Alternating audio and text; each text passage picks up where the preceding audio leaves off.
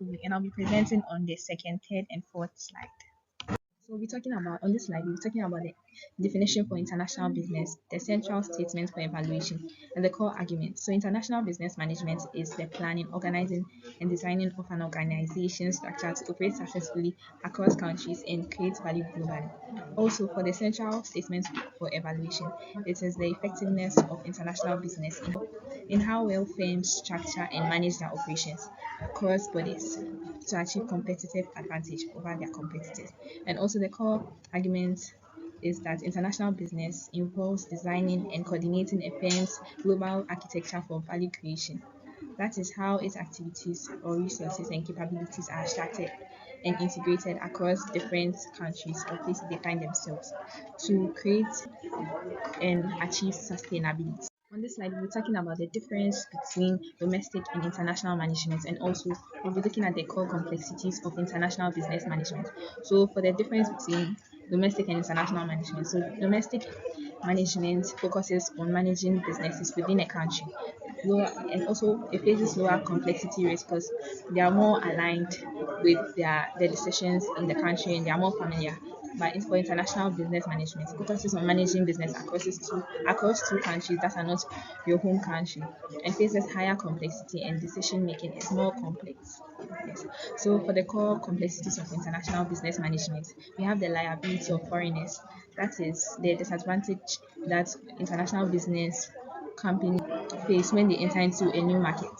So for MTN and MTN Ghana and Telecel Ghana, which are in Ghana, they're two major telcos. It will be difficult for another foreign telco to come and operate because they are not familiar and also they have switching costs on their customers. And for cultural and institutional distance of the people in the host country may be different from that of your home country, and their business practices may be more rigid and complex. Yes, and for global coordination and control challenges, it is the difficulty in managing and coordinating managing subsidiaries in another country. So basically, maybe for the company, they have global standards that they want all their subsidiaries to achieve, but it will be difficult because of the customer preferences, their regulations, and then their way of doing businesses in the host country they want to enter. So on this slide, we'll be looking at international business as an architecture, yes, and the entry modes and also integration responsiveness balance. So international business can be viewed as a system of interconnected strategic choices where decisions in one area would affect the outcomes in other areas, meaning that firms must ensure that these choices are well aligned to achieve strong global performance. So for the architecture, you can link it to institutional architectures where they have buildings, they have people, they have the skills required, and then they have targets. Yes. So we have the entry mode decisions. So they are how entry mode decisions are basically how firms enter into a foreign market. So a firm can enter by through licensing, joint venture, wholly owned subsidiary, strategic alliance, and exporting, depending on the firm's strategic goals they want to achieve. So for the organizational structure, it is how the firm organizes and coordinates its international operations, either adopting global, regional, or the matrix structures. So, and then integration responsiveness balance is the extent to which a firm standardizes operations globally versus how it will adapt to the local market. So I will continue from entry mode as a strategic design choice. So when we talk about meaning of entry mode, we are talking about one, the exporting, two, we are talking about licensing, three, we are talking about the joint venture. So when we talk about exporting, what is it? So when you say exporting is the selling of goods or services produced in one country to buyers in another country. We talk about licensing. Licensing is allowing another business to use the intellectual property such as copyright, patent, trademarks, brand name, or technology of your business at a fee called. So let's go to joint ventures. It's a business arrangement in which two or more firms come together to form an entity and share control, profits, and losses. So, for example, we are talking about Vodafone Ghana, that's UK Ghana. So, a joint venture between Vodafone UK and Ghana Telecom to provide telecommunication services in Ghana. Continuing to trade off between control risks and resources commitment. I hope you've seen the diagram.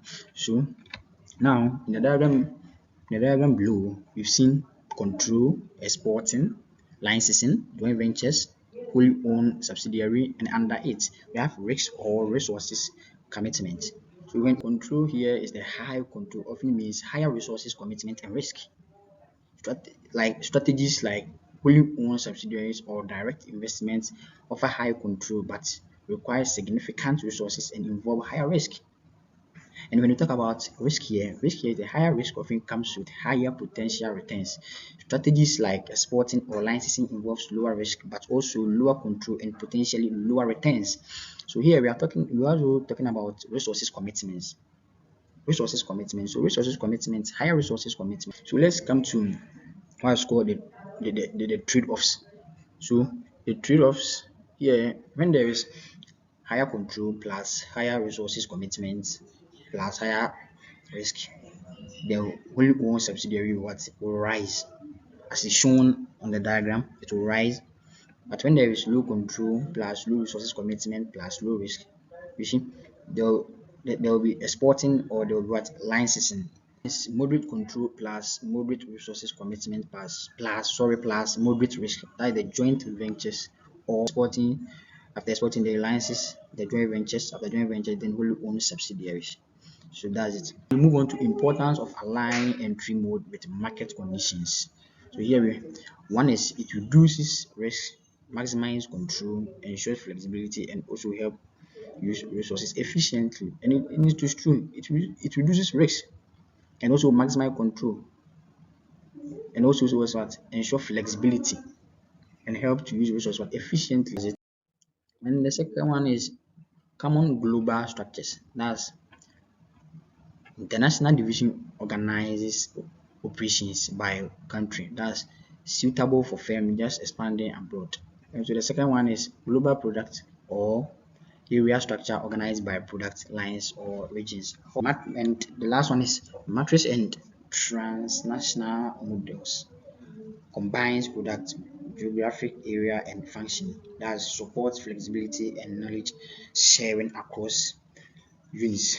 So now we'll be coming to rules of structure in coordination and knowledge sharing. So structure determines how tasks and responsibilities should be grouped to ensure that the units or regions work together smoothly. The second one is a good structure allows information, teamwork, and best practice to be used across the organization to help in decision making and among the learning. And it is let's come to how structure enables strategy and constraint strategy. So here he's talking about structure could enable strategy by aligning operating with targets, goals by encouraging collaboration from workers. Structures could constrain, you see, talking about creating duplicates of tasks already done when the structure may have different and also some goals or strategy to achieve. To the next slide, that's global or integration versus local responsiveness.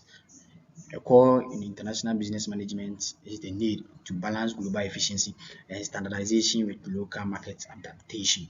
So here, when you say the needs for efficiency and standardization, he's talking about same product, same process everywhere, therefore cheaper operation. When you say needs for adaptation to local market, he's talking about the practice local responsiveness, products or services rendered suits the customer preferences, economic condition, and talking about importance of balancing both rather than choosing one. So here he's talking about the transnational models. You do not choose one, but what you use both because doing both will ensure being standardized to save cost and adapting to local markets will make operation flexible. Constructing case study analysis. Successful case IKEA's adaptation of its retail and supply chain model. IKEA adapted its retail format and supply chain to local market conditions. It also used appropriate entry moves, such as joint ventures or franchising where needed, achieved balance between global integration and local responsiveness, resulted in attaining strong market acceptance and competitive advantage. Failure case Best Buy's exit from China or Uber's challenges in specific markets. Entry mode and structure did not fit in the local markets, only focused on standardization in their operations. Therefore, there was a weak alignment, which led to both companies exiting. Success of the business depends on aligning entry mode, organizational structure, and integration responsiveness balanced with local market conditions. Contemporary relevance of international business management architecture. Impact of digitalization on global coordination. Digitalization has enhanced global coordination, making alignment between strategy, structure, and systems more simple. Geopolitical uncertainty and risk management increases the need for flexible architecture that supports management and rapid reconfiguration of firms. From a strategic perspective, international business management architecture is more critical than individual functions. Conclusion: international business management involves designing and coordinating a firm's global architecture for value creation. International business management is fundamentally architectural because it entails not just about functions, it also consists of planning, designing, coordinating, and integrating global activities to